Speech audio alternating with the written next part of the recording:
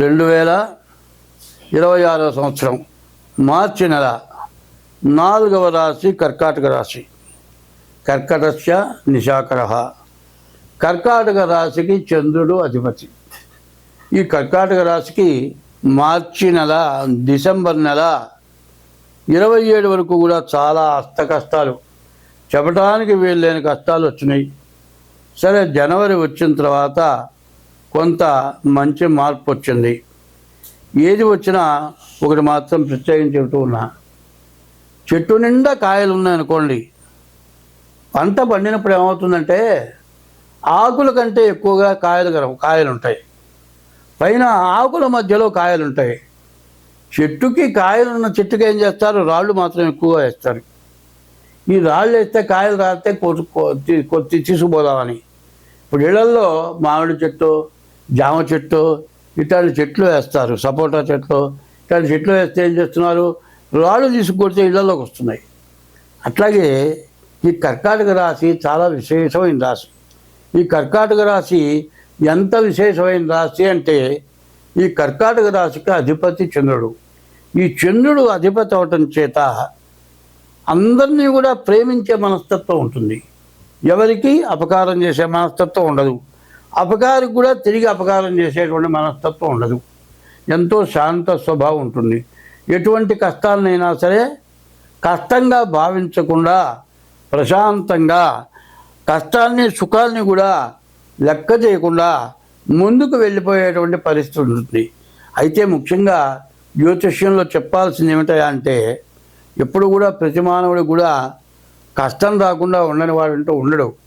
కష్టం వచ్చినప్పుడు దాని గురించి ఆలోచిస్తే ఉన్న కష్టం కంటే ఇంకా లోతుకి వెళ్ళిపోతాడు, ముందుకు వెళ్ళలేడు. కానీ ఈ కర్కాటక రాశి స్వభావం అట్లాంటి కాదు. ఎటువంటి కష్టం వచ్చినా సరే దాన్ని తెంచుకొని ముందుకు వెళ్ళిపోయి బాగుండేటువంటి మనస్తత్వం ఉంది. అయితే ఈ కర్కాటక రాశికి ఇప్పుడు కూడా చాలా సమస్య, పెద్ద సమస్య. ఎట్లాంటి సమస్య అంటే, అష్టమంలో కుజుడు పడ్డాడు, అష్టమంలో రవి బుధ రాహువులు కనబడ్డారు, ద్వితీయంలో కేతువు పడ్డాడు, మరి ద్వాదశంలో గురువు పడ్డాడు. చెప్పాలంటే ద్వాదశంలో గురువు, అష్టమంలో కుజుడు చెప్పడానికి వీల్లేదు. అష్టమంలో కుజుడు వల్ల అనారోగ్యాలు, సమస్యలు బాగా ఎక్కువగా ఉంటాయి.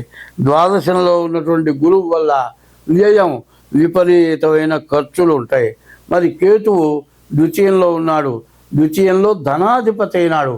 డబ్బు రప్పిస్తాడు కానీ వచ్చిన డబ్బు వచ్చినట్లే దండగా ఖర్చు అయిపోయేటువంటి పరిస్థితులు బాగా ఎక్కువగా ఉన్నాయి. అయితే నేను ముఖ్యంగా చెప్పబోయేది ఏమిటా అంటే, ఇప్పుడు నవగ్రహాలు మొత్తంలోకి కూడా సూర్య చంద్రులు ప్రధానమైనటువంటి గ్రహాలు. ఈ సూర్య చంద్రులు ప్రధానమైన గ్రహాలు అయితే ఏమైందంటే, ఒకటి చిన్న విషయం చెబుతాను. ఒక ఇల్లు ఉందండి, ఆ ఇంట్లో 10 మంది కుటుంబం ఉన్నారండి. 10 మంది కుటుంబాన్ని పోషించే వ్యక్తి ఒకడున్నాడు. వాడు సక్రమంగా లేకపోతే ఈ 10 మంది ఎట్లా బతుకుతారు? బతకలేరు. అట్లాగే నవగ్రహాలన్నిటికీ కూడా అధిపతి ఎవరు? సూర్యుడు. అటువంటి సూర్యుడికి అష్టమంలో శని పడ్డాడు. ఈ కర్కాటక రాశికి అష్టమం నుంచి నవమానికి శని వచ్చాడు. కానీ ఈ శని వచ్చినా కూడా కుజుడు అష్టమంలో పడ్డాడు, గురువు ద్వాదశంలో పడ్డాడు. చాలా కష్టదశ, చాలా కష్టంతో ఓర్పుతో ముందుకు వెళ్ళటానికి అవకాశం ఉంది. అయితే ఇంతకుముందు శని పూర్తిగా అష్టమంలో ఉండి 2 సంవత్సరాలు బాగా కష్టపెట్టాడు. కానీ మళ్ళీ ఇప్పుడు కూడా కుజ గురువులు బాగుండకపోవటం కూడా చాలా ఇబ్బందికరంగా ఏర్పడుతోంది. ఈ రాశి వాళ్ళకి శుక్రుడు బుధుడు తప్పితే ఏ గ్రహాలు బాగాలేరు. శుక్రుడు వల్ల జరిగేది ఏమిటా అంటే, మరి వివాహాది శుభకార్యాలు, ఇంటికి సంబంధించినటువంటివి, వీటి వరకు మరి గృహ సంబంధమైనటువంటివి, మరి ఆడవాళ్ళకి సంబంధించిన వస్తువులు, ఇవన్నీ కూడా అన్నీ బాగా దొరుకుతాయి, మరి కావాల్సినవి వస్తాయి. అయితే బుధుడు బాగున్నాడు. బుధుడు వల్ల వ్యాపారం పూర్తిగా బాగుంటుంది. మిగతా గ్రహాలు ఏవి బాగాలేవు.